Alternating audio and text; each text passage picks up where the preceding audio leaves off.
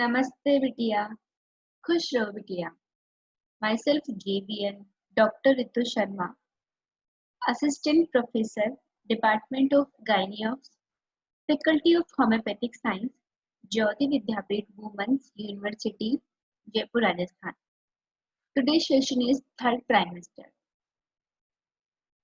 and last trimester. Symptoms.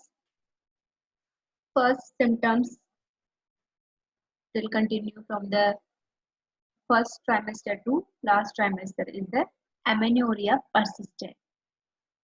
Second is enlargement of the abdomen is progressive, which produce some mechanical discomfort to the patient, such as palpation or dyspnea following exertion.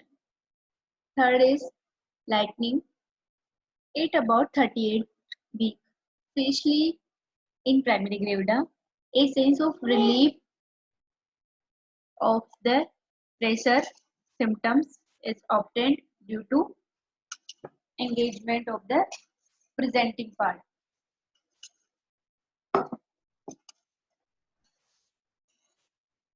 Fourth is frequency of micturition reappears. Fifth is fetal movement are more pronounced. Sign. The sign of third trimester, the cutaneous changes are more prominent with increased pigmentation. Right. Uterine shape is changed from cylindrical to spherical beyond 36 weeks. Fundal height. The distance between the umbilicus and the aciform cartilage is divided into three equal parts. The fundal height corresponds to the junction of the upper and middle third at 32 weeks up to level of aciform cartilage at 36 weeks, and it come down the 32-week level to 40 weeks because of engagement of the presenting part. To determine whether these height of uterus correspond to 32 weeks or 40 weeks. Engagement of the fetal head should be tested. If the head is floating, it is of 32-week pregnancy. If head is engaged, it is 40 weeks of pregnancy. The position of the woman during obstetric examination.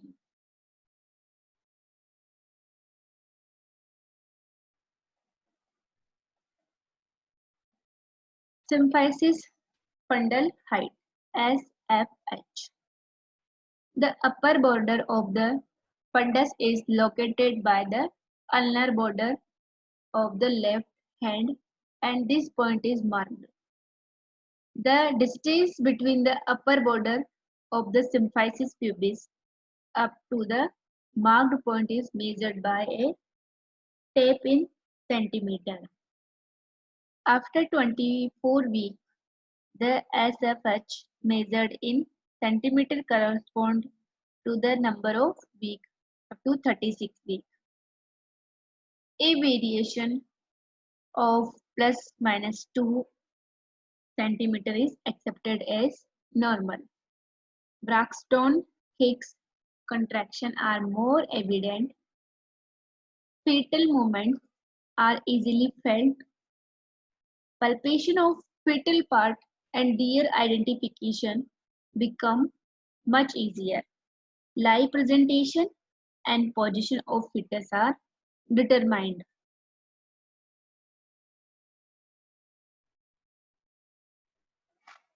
Fetal heart sound is heard distinctly in areas corresponding to the presentation and position of the fetus. Fetal heart sound may not be audible in cases of maternal obesity, polyhydramnios, occipito posterior position and Certainly in IUD sonography, gestational age estimation by BPD, SC, AC, and FL. The BPD means biparatal diameter, AC means abdominal, fetal means fetal length is less accurate, variation plus minus 3 weeks. The fetal growth assessment can be made provided accurate dating scan has been done in first or second trimester. Fetal AC at the level of the umbilical vein is used to assess gestational age and fetal growth profile. IUGR or macrosomia. Fetal weight estimate can be done using table, and the amniotic fluid volume assessment is done to detect oligohydramnions or polyhydramnions. Placental anatomy, location, fundus or previa, thickness, placentomegaly and diabetes or other abnormality are noted. Other information, fetal life, number, presentation, and organ anatomy as done in the first and second trimester are served again. Symphysis fundal height. The picture is so as such.